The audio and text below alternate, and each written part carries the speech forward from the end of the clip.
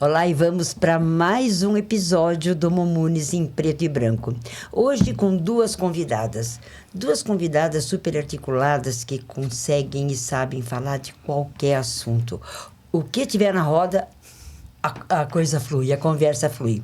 Mas especialmente são assim pessoas voltadas com muito carinho, com muito amor ao tema de hoje aqui no nosso podcast.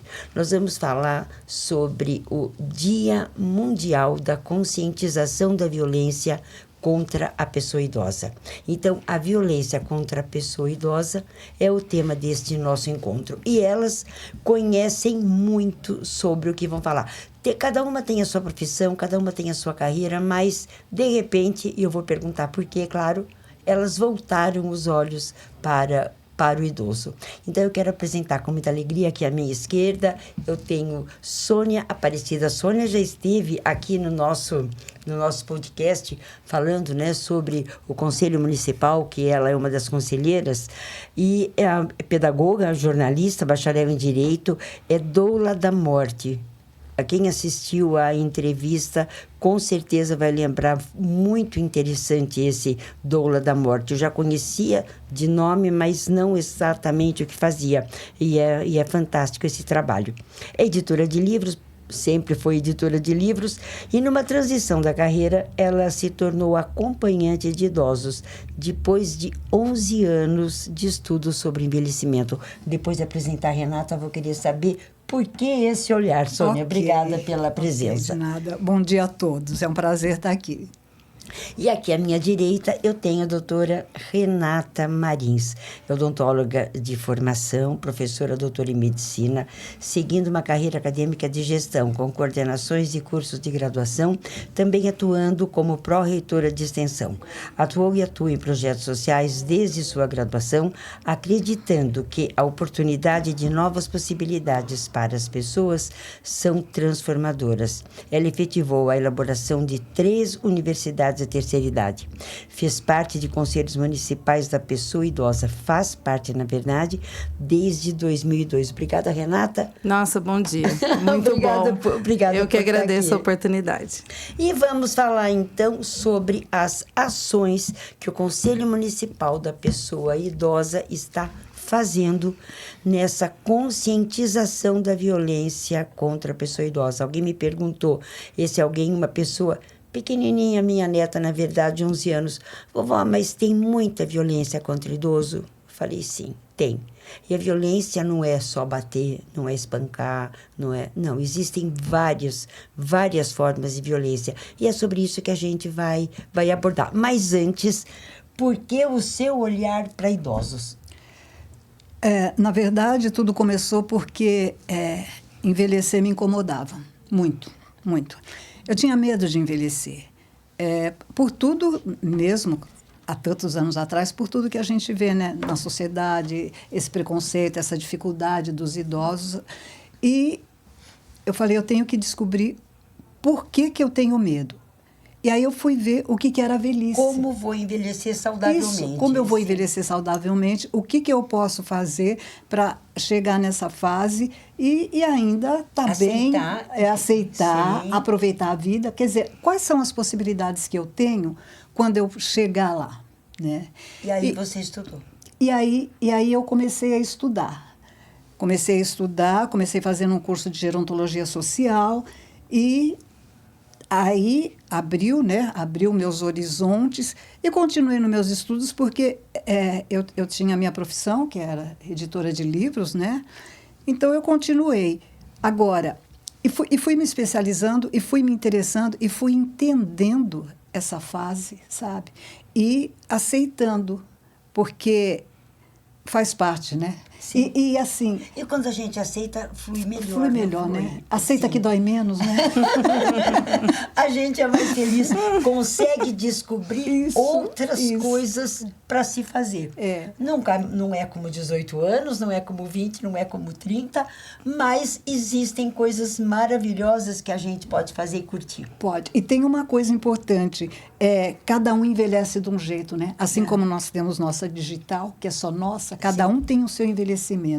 E, indo estudar, o que é bom você se interessar, saber sobre a velhice? Porque você pode interferir positivamente em algumas coisas. E não é o tema de hoje, mas o envelhecimento não é só questão de idade, né? Não é só questão de idade. Tem aquele envelhecimento emocional, que eu acho. Tudo. Esse daí é triste. Ligando ao tema de hoje, também a gente tem que se preparar para essa violência que, infelizmente, acontece, não só para a gente se precaver, mas também ter condições de denunciar. Exatamente. Já vamos falar sobre essa denúncia importantíssima.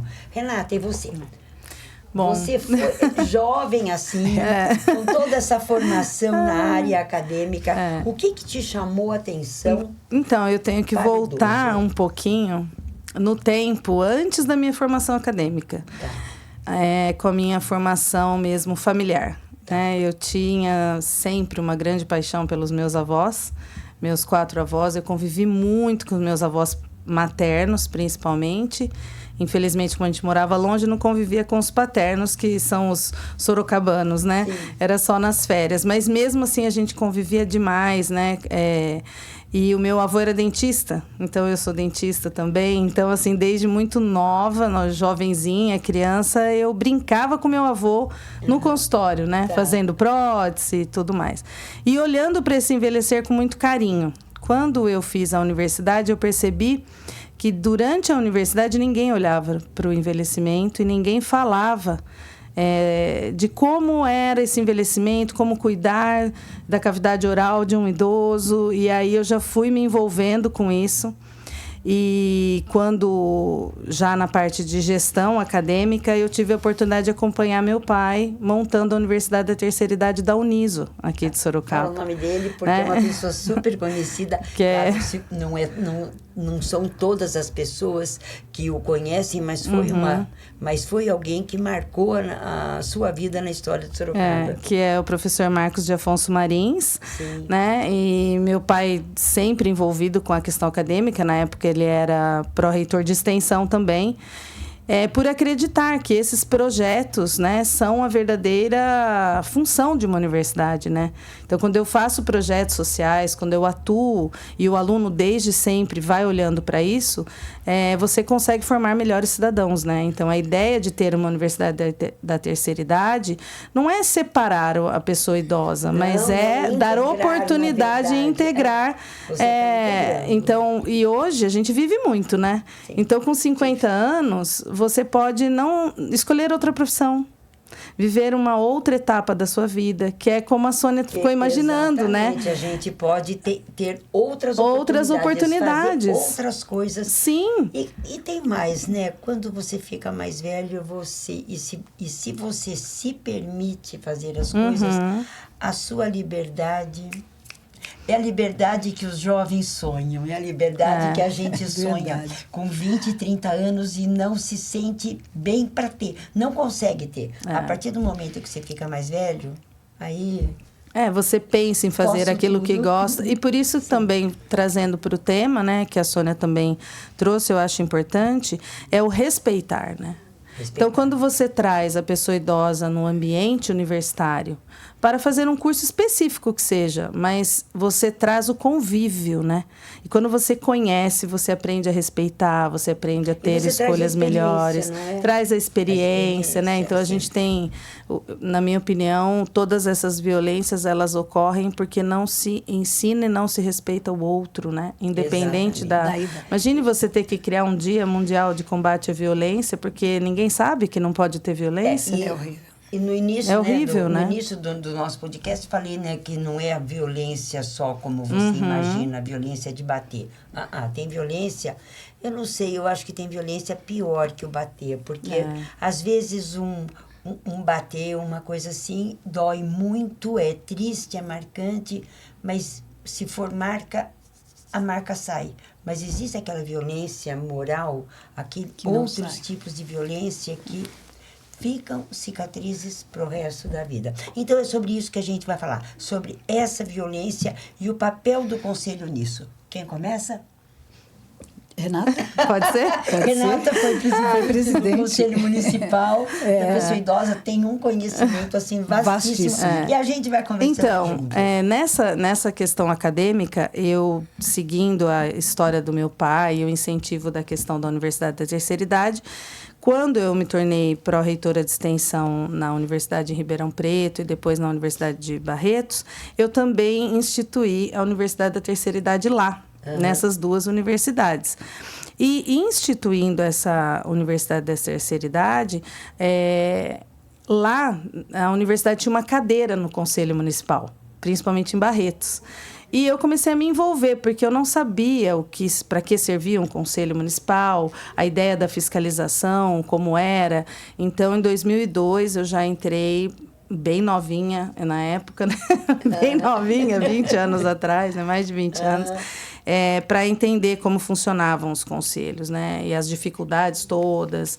E quando eu mudei para Sorocaba, em 2012, eu fui procurar o conselho. Eu falei, eu tenho que fazer alguma coisa por Sorocaba, né? É a minha cidade natal e meu pai trouxe tantas coisas, minha família, não é possível, né? E eu cheguei lá e fiquei muito assustada, que eu achava que o Conselho Municipal, numa cidade como Sorocaba, estaria muito na frente, né? E, na verdade, estava muito atrás na evolução do acontecer das coisas, né? E aí é uma luta, né? Eu já estou desde 2012, 2013, quando o Conselho estava começando, e a gente está numa luta. Estamos nós três, né? Tendo em vista que a Ângela e a Sônia são do Conselho também.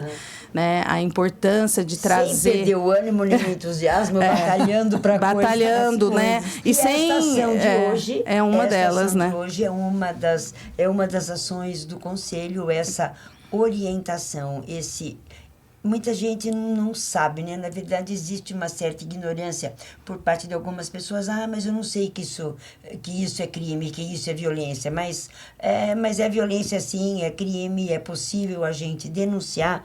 E aí tem denúncias para o Disque 100, tem denúncias para o Ministério Público. Então, eu queria saber agora desses tipos de violência que a gente vai falar. Tem o abuso físico, o abuso psicológico, o abuso financeiro, que é uma coisa muito séria, muito, muito, muito. Por falar em abuso financeiro, a gente lembra do INSS, da vontade de chorar, não é verdade?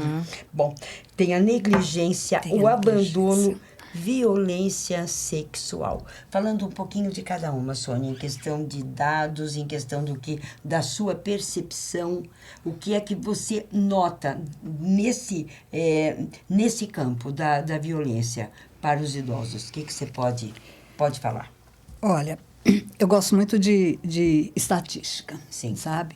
Então, uma coisa que a gente tem que ficar atento, porque, por exemplo, vou dar poucos números aqui, para que com os números a gente sinta a progressão da coisa.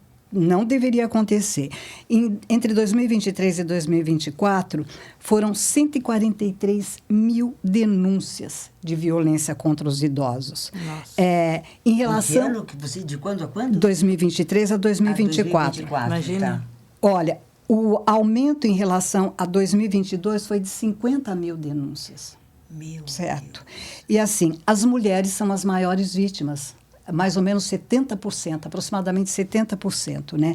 E também os idosos com mais de 80 anos representa 34% nesse ranking aí da violência. E essa violência a qual você se refere é genericamente a todas? Geral. Tá. Agora, a incidência maior é com a negligência. É onde o número de denúncia é maior. Porque você estava falando, né? Não é só... às vezes acha que a violência é só você enxergar a lesão no corpo do idoso, sim, o hematoma. Não é isso. Isso todas são terríveis. Mas você enxergar o hematoma, assim, está visível. Mas aquela que não é visível, ela deixa uma ferida que não sara nunca. E assim, a negligência... O idoso está, às vezes, dentro da casa da própria família, e é como se ele não existisse. Então, é um idoso que fica ali como um objeto no canto, ele vai interiorizando essa coisa, ele vai deprimindo, sabe? Vai perdendo a autoestima. Ele vai se calando cada vai vez se calando, mais. ele não tem coragem de reagir, porque ele tem laços, né, com a família, ele tem amor. E assim, às vezes o idoso não tem liberdade de abrir a geladeira para pegar um negócio, porque ele ouve reclamação. É horrível, às vezes ele vai dormir e ele ouve o pessoal reclamando dele. Então, assim, não tem o menor respeito, não tem o menor carinho. E essa é uma dor que a gente não enxerga. Não enxerga. Se não se colocar e o no idoso lugar. se cala. Mas, assim, tem muitos sinais de alerta. E é a isso que a gente deve estar atento. Sabe, todo mundo sabe que tem todas essas violências que você já falou aí. Mas, assim, a gente tem que ficar atento aos sinais de alerta, tá? A lesão está muito clara. Sim. Mas a gente tem que ficar atento à tristeza, sabe? A perda de peso do idoso, a falta de higiene com ele próprio, porque ele vai, assim, ficando tão... sabe, perdendo tanta autoestima, ele se desprestigia, ele mesmo acha que ele não tem mais valor, então não cuida da higiene.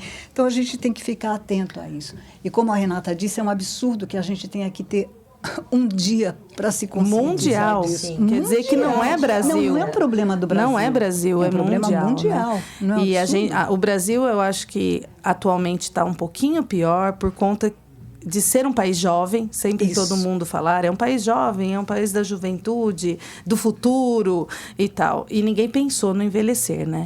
Não, então, ninguém pensou. Por exemplo, a Sônia é uma exceção. Ela pensou no envelhecer. Nós não pensamos. Né? Então, isso é uma coisa que me chamou a atenção. Eu fiz odontogeriatria. É uma especialidade que acabou, não existe mais. Nem tem valor mais meu certificado.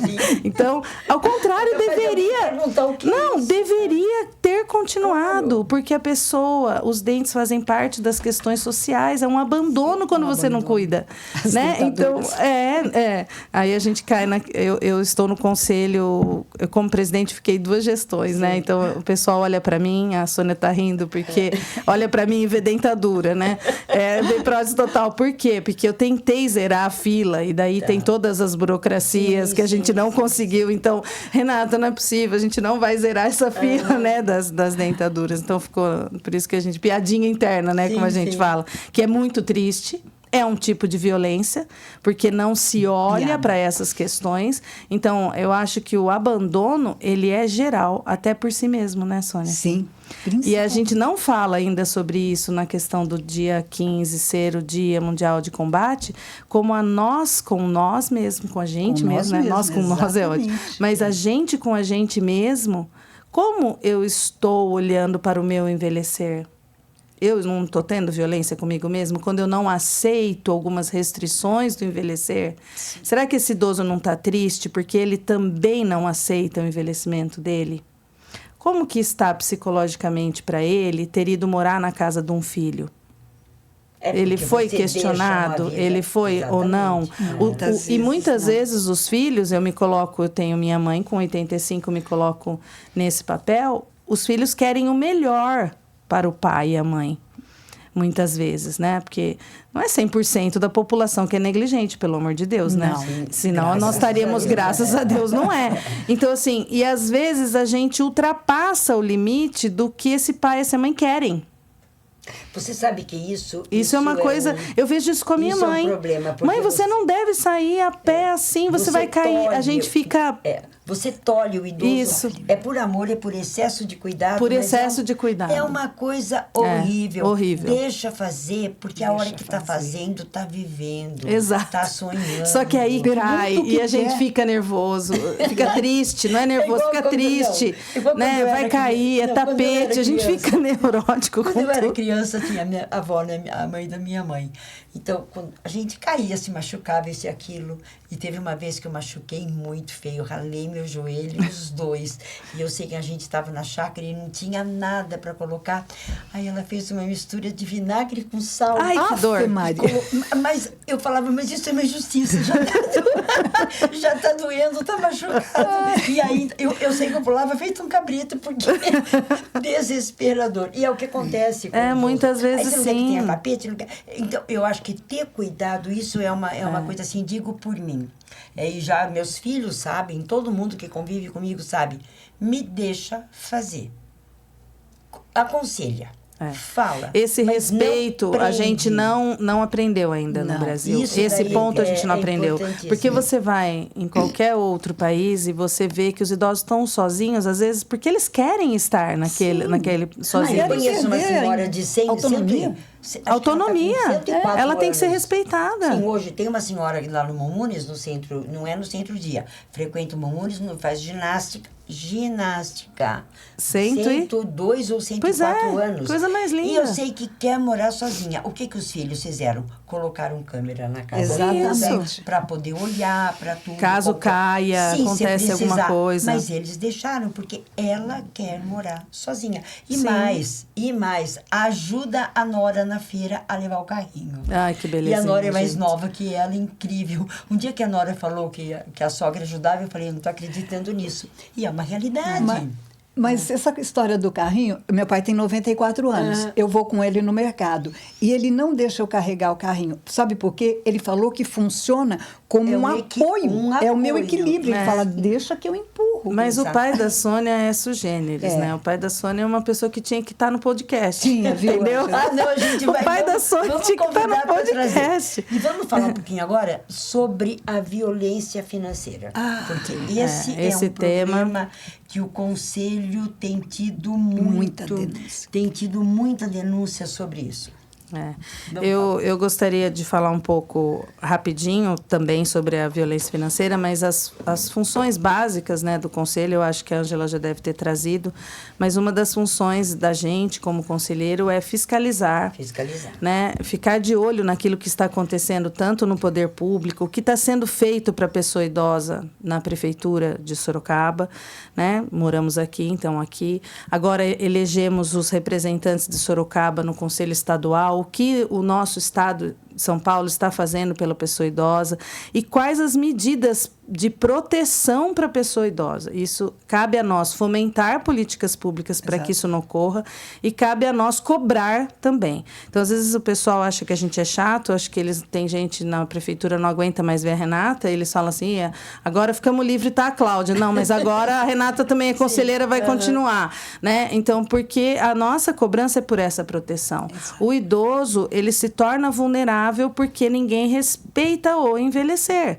Então, você vai tendo algumas perdas de concentração, algumas perdas no caminhar, a gente estava falando sobre isso, em assaltos, por exemplo. Então, o idoso acaba sendo, a pessoa idosa, né, um alvo. Ele é muito vulnerável. Né? Ele é vulnerável. A geração idosa não é igual. Assim, as pessoas não sabem atender a pessoa idosa, não tem paciência com a pessoa idosa. Nós falamos no banco outro dia, né? Eu e a Sônia comentamos que no banco os letreiros são desse tamanho em cima, passando, né, a informação. Poxa, quem lê? Um jovem, e assim, tem que estar muito ligadão no letreiro, né, com aquelas letras todas.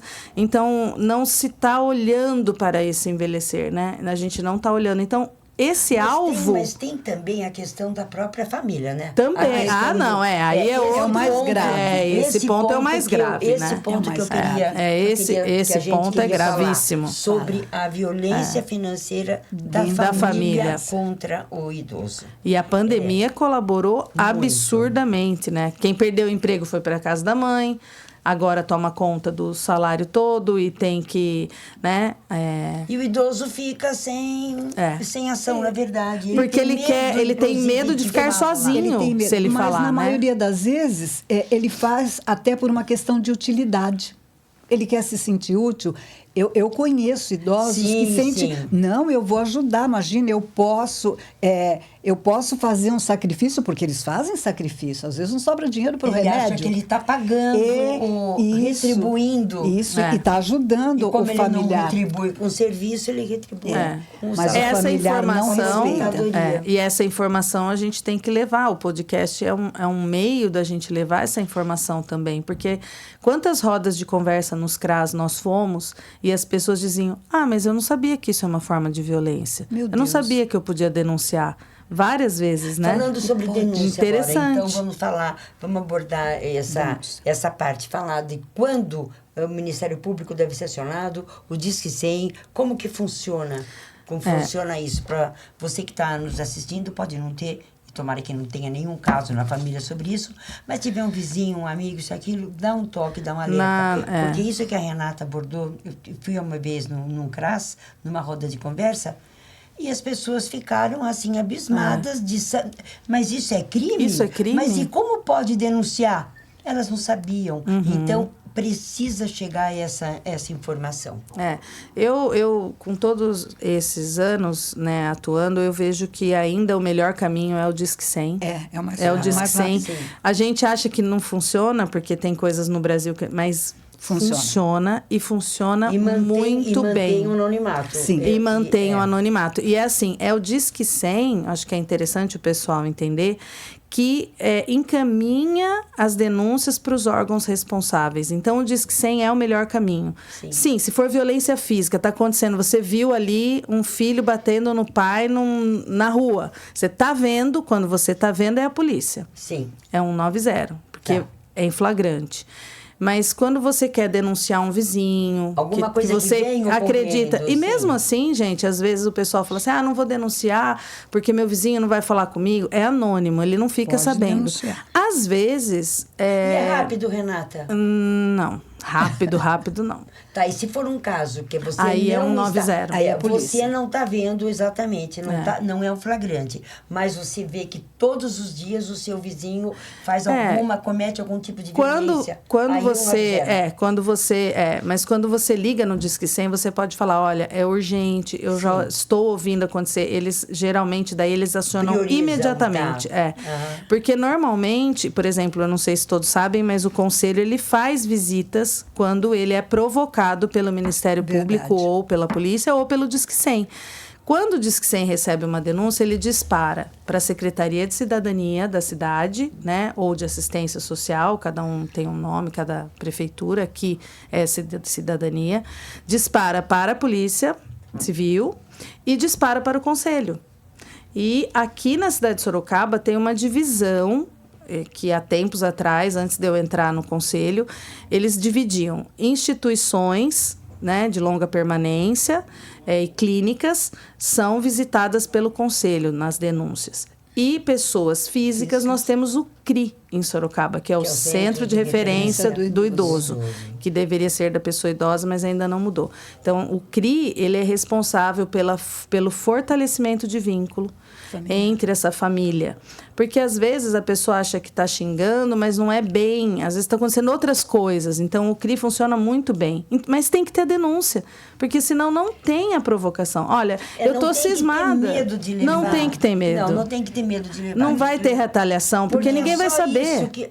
Só isso que só com essa ação é que a gente pode mudar alguma coisa. E não tem essa história de que eu não tenho nada com isso. Sim, você também é responsável. Você é cúmplice, você está ouvindo aquilo acontecer. Você tem que denunciar. A partir do momento que você sabe. Que você está presente, ou que alguém fala, e não é só eu ouvir falar, alguém contou, olha, fulano de tal, observa, vai ver e ajuda, porque é aquilo que a Sônia falou no começo, que a Renata também comentou, o idoso não vai falar, às vezes ele não tem autonomia, por esse excesso de cuidado, inclusive. Ele não pode sair. Não quer que saia, não quer que vá, dificuldade de ônibus, sei lá. Não tem acesso a um celular ou tem dificuldade com o celular. Eu conheço vários casos que funcionou muito bem, o Disque 100. Então. Vários casos. Tem um prédio, por exemplo, próximo da minha casa, que eu sei que a pessoa ligou, o CRI foi lá visitar, o filho nunca mais gritou com a mãe.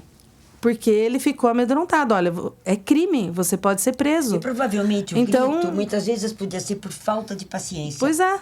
O que é uma violência. O que é uma violência. Entendeu? Porque aí essa violência vai aumentando, se você não tiver um stop, vai chegar na questão física. Vai chegar. Na violência física. Como é o caso de violência à mulher, ao homem, as violências domésticas. É uma violência doméstica, né? E eu fiquei assim, assustada também quando eu vi, inclusive, a questão da violência sexual. Isso. Ou seja, meu Deus do céu, como é que acontece, né? Tem muito. gente que acha que não, existe muito. E acha que Existem maridos idosos que obrigam as esposas idosas ao relacionamento sexual do jeito que ele quiser. Exato. Sem respeitar absolutamente nada. Absolutamente nada. E aí, essa violência acaba não chegando nas denúncias das mulheres, né? Ela não chega lá, porque a idosa... Vergonha. Ela tem a vergonha. Vergonha. Você falou do financeiro, acho que cabe a gente lembrar também que a população idosa hoje, os 80 mais principalmente, ainda eram aquelas que faziam compromissos e tinham responsabilidade de pagar as suas contas no fio do bigode. Assim, eu vi muito idoso falar. Exatamente, eu tenho um compromisso no fio do bigode. E até sem ter um contrato, ele cumpria. Ele honrava isso. Então, quando as pessoas querem violar, nesses montes de golpes, gente, de telefone, é um horror, né? A quantidade de golpe de telefone, poderia ter um podcast sobre tipos de golpe no telefone. Exatamente. De Pix, né? Então... E aí, por que o idoso é vulnerável? Porque ele não quer ficar devendo. O idoso de hoje, ele ainda é... O idoso da minha geração já não vai ligar. Ah, tá bom, fico devendo. Ah, o nome vai ficar sujo. Ah, tá bom, fica sujo. Então, assim, é outra geração. O idoso de hoje, que é 80 mais, 70 mais... Ele honra os seus compromissos, ele não se conforma de acontecer. Então, a pessoa já aborda por esse lado. Exatamente. Olha, você vai ficar com o nome sujo, o senhor tem que mandar um Pix agora, que é sua filha. Tarana. Aí a pessoa manda, né? Nós podemos falar aqui, na minha família já teve vários desses. Vários. Também. E é por conta desse compromisso que a pessoa é idosa. Então, é importante a gente conhecer as gerações e estudar o nosso envelhecer. É muito importante. Isso e é desrespeito e é violência se você não faz isso. Importante é educar o jovem. As escolas deveriam, cuidar disso, educar o jovem para o envelhecimento dele e para ele entender. E o Conselho já propôs várias vezes e capaz de sair agora. Exatamente. Né? Isso daí é uma proposta dentro das políticas públicas que devem ser fomentadas, que devem ser levadas a cabo insistentemente, porque só através disso é que educação, né, gente? A gente sempre cai na educação, né? Tem aqui eu estava pesquisando sobre a violência, né? Então, a insistência em não hesite em denunciar qualquer tipo de violência.